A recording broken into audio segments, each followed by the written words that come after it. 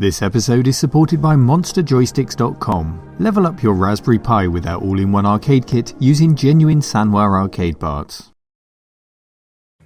And OneClickPrint.com for your photos on canvas, acrylic, gifts and more. Local craftsmen and global delivery. Hello Cave Dwellers, welcome into the cave. The Sega Mega Drive is a system that really doesn't get that much exposure here on the channel, but that's all about to change today. It's a system that's close to many people's hearts, and we're joined today by familiar face and friend Mark from Mark Fixes Stuff. Hello. Mark, what does the Sega Mega Drive mean to you? Is it a system that you grew up with? Well, kind of. I never had one back in the day, but one of my very, very good friends, in fact my best friend back in the day, actually he was working whilst I was still at school. So he was the guy with all the gadgets, and I have very fond memories of going around to see my friend Mark, another Mark, and playing games until the wee small hours, because it really was an amazing time for games. He had a NES, then he went through the Master System phase. And he wasn't short of cash then. He No. was an older friend that had a job. A couple of years older. And there's a funny story actually. When the Mega Drive was released, and it was in all the high street stores that you know in the UK, your Dixons and your Currys, we actually took the bus into our nearest big town, which was Hounslow, which many of you may know, and we went into Dixons and asked if we could have a demo of the Mega Drive, and the salesman basically said, "No, you pesky kids, this isn't an arcade, you can get out." To which my friend Mark, he pulled out his money and went, "Well, I'm going to go and buy one from Woolworths then." And the guy actually followed us out of the shop. Really? Yeah. But we did go to Woolworths, and here's a happy coincidence. The Mega Drive that was bought on that very day is actually here in the cave. Oh, it's this very one. That delicate opening wasn't quite as you planned. It always does that. I like to say it's an anti-theft device, because if anyone's trying to burgle me, I hear all the Mega Drive cartridges falling down the stairs. Yeah, and Mark very kindly gifted this to me decades ago, and it's been treasured in my possession ever since. I do love that carry case. I mean, it's the cheapest carry case money can buy, but because it's all cut out to fit the system perfectly, it's a wonderful thing. And it's certainly lasted. Well, Yeah. I mean, maybe the little hatch has come off, but it's certainly lasted. But we were always the poor relations in Europe when it came to games. And what we'd often find was our games were slower. The music didn't run as fast. Yeah, this shines through every time a Mega Drive is shown on this channel, which is not that frequently, so it is every time a Mega Drive is shown on this channel.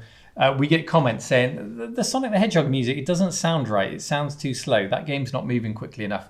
That's what we're used to. We are the 50 hertz generation of Mega Drive players over here. Of course, you had the PAL NTSC difference, so you were running at 60 hertz in those regions. Yep. And that's the topic of today's video, isn't it? How can we, as poor relatives with our 50 hertz systems, enjoy that full 60 hertz speed on a PAL system? That's exactly right, and not only the full speed, but the full screen experience. Of course, yeah. So just allow me to close it up for a second, because what I'd like to show you is this lovely little thing, which has been kindly sent to me by da-retro.com, or Da Retro. And what this is an internal 50-60 hertz mod with a lovely little LED which changes colour and shows you which mode you're in. And the thing I like about this, because this is such a treasured possession of mine, is this is really non-invasive. In fact, the only piece of case modding we'll have to do is to slightly make the LED hole bigger underneath the bezel. Oh, the existing LED. So that we can fit the three-legged LED in. So that's what we're going to do today.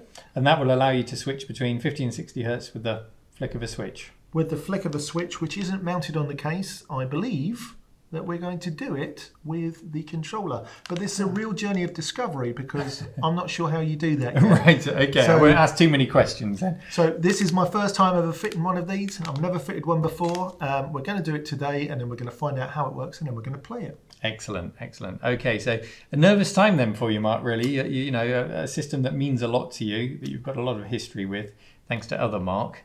Yes. I guess I should leave you to it on the workbench then to get the tools out, fit the mod. Yes. And then I'll join you for a game afterwards, and we'll see. We'll capture some footage before you do it. and then after, and we'll see what the difference is. Nerves of steel. They're rusty. Good luck. Whilst Neil is making a lovely cup of tea in an RMC mug, I'll get set up. As Neil pointed out, the material the case is made from is not the highest grade plastic, but top points for longevity.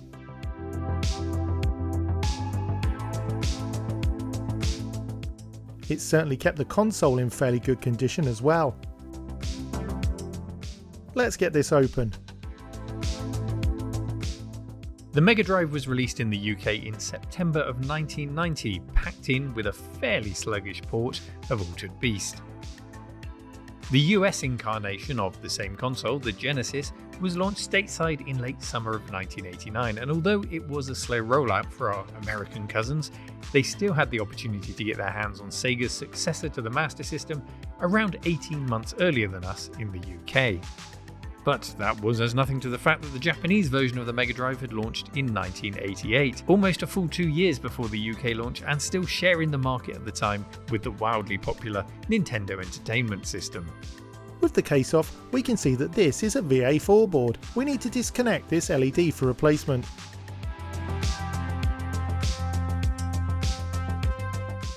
But the bad news is that the bezel looks moulded on, but we'll cross that bridge when we come to it. And with the board free, we can set to work. I borrowed a few tools from the RMC tool chest.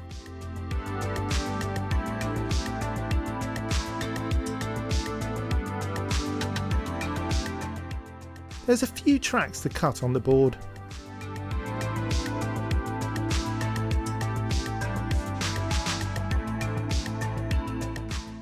This is usually pretty easy. But these are pretty tough customers with thick tracks and a dense solder mask. So I take it slow and steady. Getting this part right is crucial, otherwise the modification won't work at all. You know, my experience of the Sega Mega Drive really goes back to the kid on the estate who had the Mega Drive, and whenever I could get the opportunity to go around there and play on his Mega Drive, I absolutely did, because I really respected the machine. As an Amiga 500 owner at the time, I certainly wouldn't have told him that up front, because my system was the best system, of course it was. But I secretly loved a game of Streets of Rage. Yes, I know Altered Beast was sluggish, but for an early title, I remember being impressed by that. And just being able to see games in the arcades and then come home, or go to my friend's house in this case, and see a pretty good port of Sega's own games running on a TV set, well, that was really impressive, and it was something that was severely lacking on my Amiga at the time.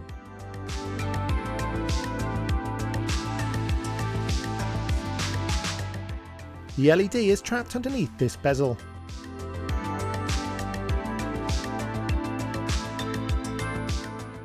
The bezel is melted into position with these posts. I need to cut through them to release it just enough to free the LED.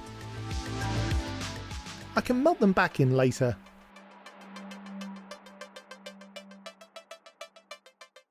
Having melted the post back in, I need to make the hole bigger for the new, larger LED. Because I have the iron to hand, I simply use that. A touch of the old Hotus Snotus will hold the new LED in place. With the modification installed, Mark gets busy putting the console back together again.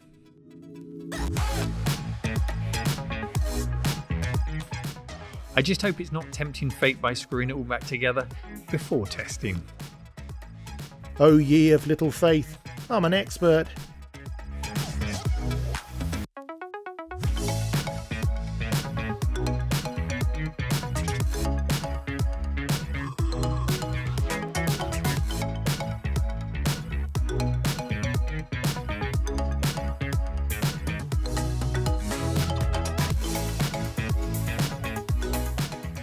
Beautiful, if I do say so myself. Well, beautiful it may have been, but functional it definitely was not. Mark's expert hands needed to get back inside the Sega Mega Drive to troubleshoot just why it wasn't working. Oddly, with the red wire connected correctly, the Mega Drive simply cycles through the 3 regions without stopping on any of them.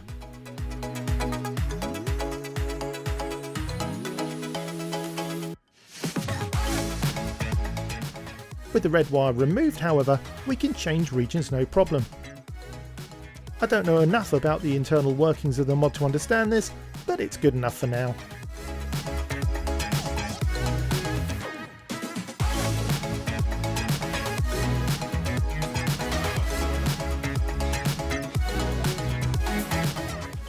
And boom shakalaka, the PAL version of NBA Jam running in 60Hz full screen on a PAL Mega Drive. After all of Mark's head scratching and hard work, I thought it only fair to take over for a bit and play the games, because I'm kind like that. The differences are marked, if not without some flaws. A lot depends on whether the PAL release was optimised for 50Hz already, or a lazily patched NTSC version rushed out by a greedy developer.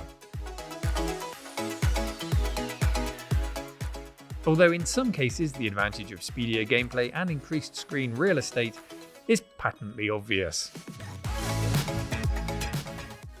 Right, we'll switch that off and we will cut to some capture of it because we're switching between 50 and 60Hz mode, so we've got to adjust the camera to make sure you don't get a roll on the screen. So it's going crazy. It is going crazy. The camera really doesn't like it.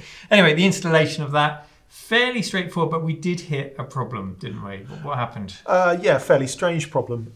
There's a wire that should enable the mod to switch frequency without resetting the game. But I found with that wire connected on this Mega Drive, sometimes you wouldn't be able to select the frequency and it would just lock in the selection, flashing blue, red, purple, blue, red, purple. And the only way out of that was to power down and power back on again. But I found with the wire off, it actually works great. But the only problem is when you change frequency, it resets the console, which really isn't that much of an impediment because who's going to change frequency in the middle of a game? Yeah, I mean, it's nice to do once or twice just to see the difference. Useful for us. But if you're going to sit down to play a game, you know what mode you want to have it in, so you'll start with that and you'll stick to it. So it's not really working by design, and you're going to go back to the supplier and ask a few questions, aren't you? Yeah, mainly what have I done wrong? It's not a showstopper, though. It's not a showstopper. No, it works great. So it's nice, as you said, it's a non-destructive mod. There's no drilling into the case or anything like that, which is good. So it's as much a region mod as it is just a 50-60Hz mod. Yes. Okay. Yeah. Okay. And it's quite, I don't know why it's taken me so long to get that into this episode, but I get it now. It's a region mod that also affects your 50-60Hz. We put it in. We didn't really know. We know now. Right, let's compare some games in those different modes and see how they look.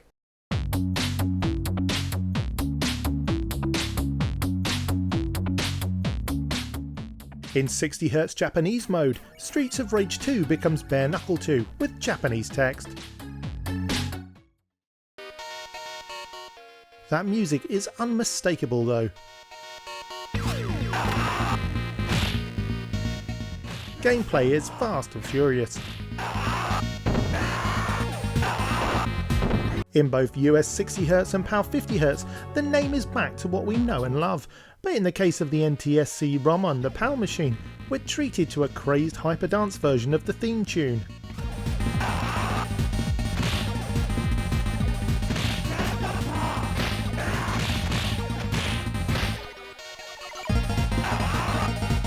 Alien Storm suffers no such weirdnesses, and the game runs with more screen real estate and much faster, making the 50Hz PAL version feel like a much poorer alternative.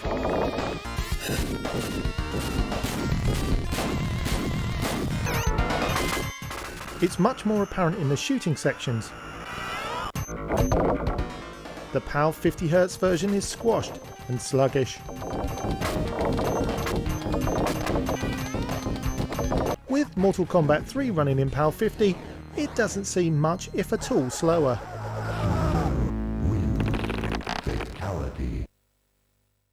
However, in USA 60Hz, the game uses so much more of the screen.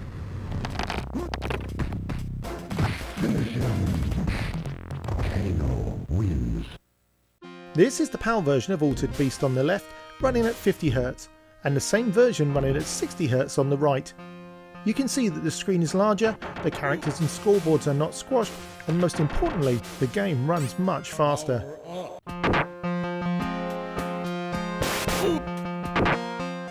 This is just the rolling demo running exactly the same way, except the NTSC 60 Hz version is finished in a much shorter time. Leaving PAL to plod on alone.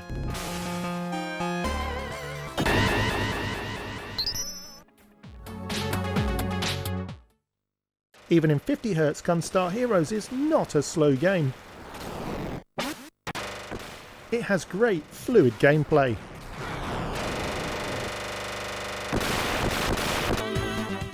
Running in 60 Hz introduces a few graphical glitches to the cutscenes, but makes gameplay full screen and even faster.